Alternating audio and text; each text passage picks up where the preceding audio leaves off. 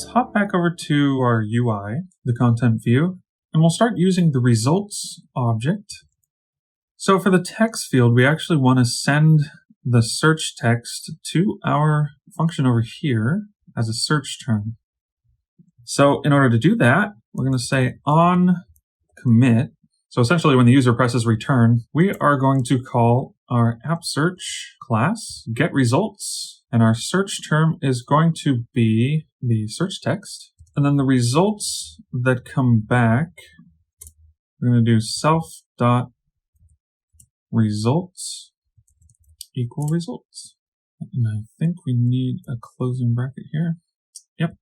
So this search bar should now be able to take input and send it over to our data class and get some results from app search.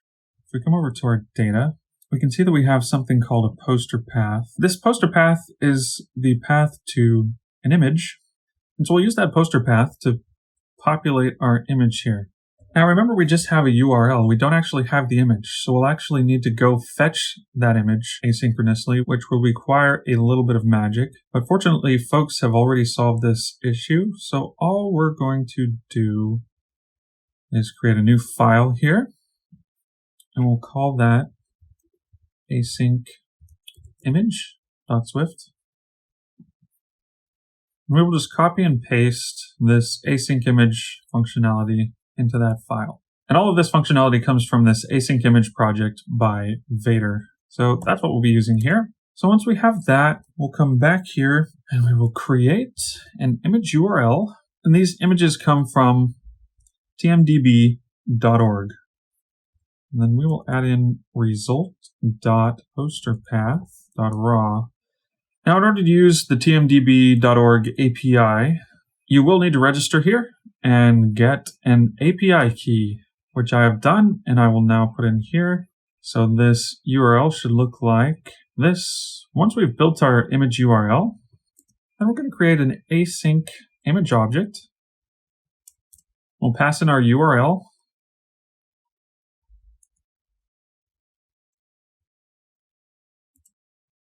Which we will need to turn into a URL.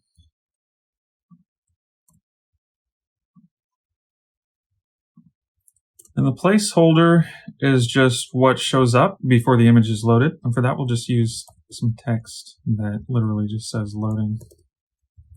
And then the image will be an image, UI, image. Cool. So that's going to be our image. We won't need this guy anymore, although we may borrow the frame stuff here, put that up here, get rid of that image. And we might also do ratio content mode.fit. It's complaining because we need to unwrap this, so we'll go ahead and do that. Cool, so there's our async image. Instead of just putting the word title, let's actually get our result.title.raw, and for the description, result.overview.raw. And I think that should be everything that we need.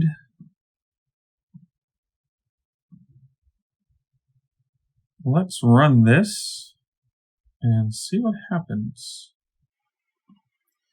Type in a search here, Toy Story. Now here's where we need to do some error checking.